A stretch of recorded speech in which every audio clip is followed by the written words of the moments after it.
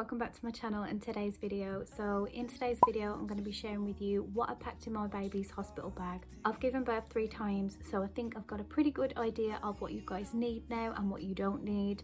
So I'm going to show you everything that I packed. I'm going to give you guys some lists as well that I'm going to pop on the screen at the end so you can just screenshot them if you want. I'm going to just get straight into the video now. Okay, so the first one is nappies. Now we just got a newborn size pack of, I think it was 24, and that was enough for our hospital stay. They're so tiny anyway, it's always better to have more than less. The cotton wool pads or water wipes is what I'd recommend. I actually packed both. I packed cotton wool pads and water wipes, and I used them both for the first like 12 hours. I used cotton wool and water, and then I think it was like the next morning, because I didn't sleep all night. I'll put a little clip up somewhere. I was just chilling in the middle of the night. I was just so amazed that I'd just gotten this human out of me, and she was so perfect. I mean, they look like aliens when they're born, but to us mamas, they look beautiful.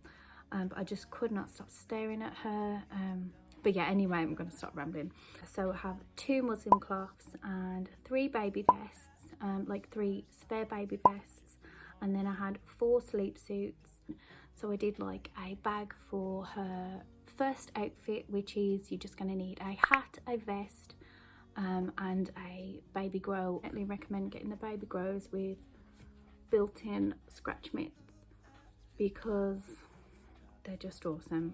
Yeah, so that was her first outfit, and that was in a ziplock bag at the front of my changing bag, so Ant could just reach in there and pick it out, my partner, so he could just reach in and pick it out. Everything goes into ziplock bags because I just know that it's clean, and I think with the virus and everything at the minute, if you're giving birth during a pandemic, for peace of mind, it's just nice to know that it's clean and it's individual little packets. That's my tip, is ziplock bags or sandwich bags. Okay, and label them because it will make it a lot easier. Then as for like the spare vests and spare sleep suits, I put them into separate bags. You don't always do like a full outfit change. Like if they just split up a little bit, then you're just going to want to change like the outer bodysuits, have like their vest on underneath, and then their baby grow. And if they're sick, then you know it's going to get on the baby grow, and then you just want to change the baby grow. So you need 2 socks, 2 hats, 2 blankets. Definitely recommend 2 blankets, even though people say that hospitals are warm and Hope is awake. Hi baby. 1 second. You okay? Hi. You alright? Just doing a video for some mummies. Say hello. Mommy. A mummy. Yes, a mummy. Before she woke up, I was talking about blankets. Even though people say like hospitals are hot and everything, and you're always hot when you're in labour because you know there's extra hormones and everything pumping through your body, but our hospital was actually really cold. I was in like a end bay next to the window, and there was such a cold draft that I really could have done with like more blankets than the 2 that I had actually packed. So yeah, I think more is definitely, yeah, I mean, you don't need the big thick ones, and they give you one anyway.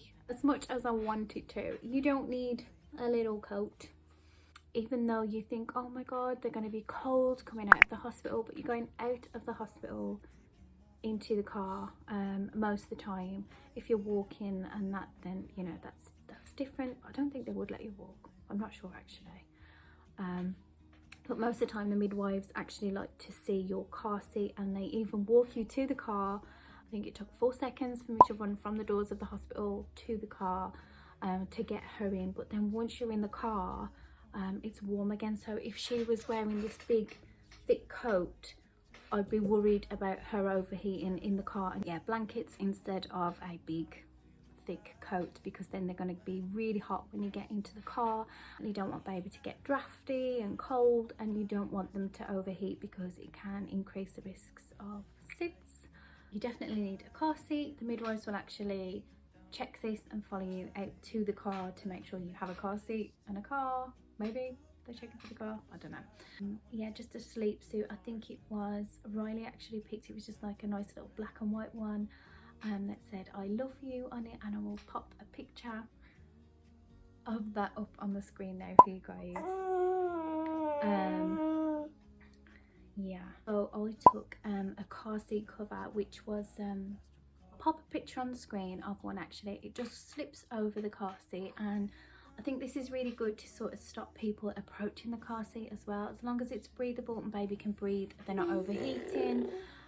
It just made me feel a little bit safer because everyone just wants to touch.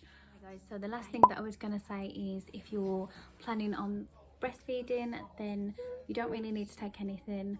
I would recommend some nipple cream.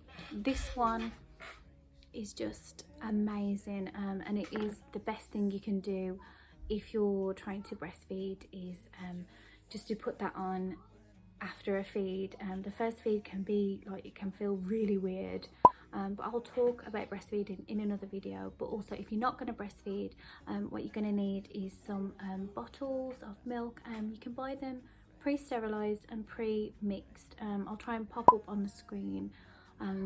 They sell them in most supermarkets now, and that's what the hospitals actually recommend that you take in.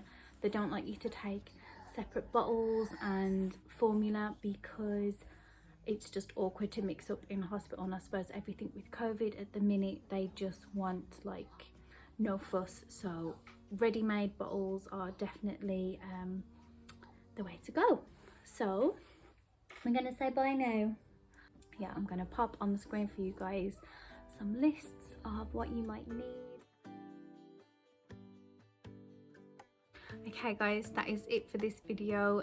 Hope is awake now and she wants my attention. But good luck in your pregnancy and in your labour and birth. I hope everything goes well for you guys, and I will see you again soon. Bye guys. Bye. Say bye. Bye.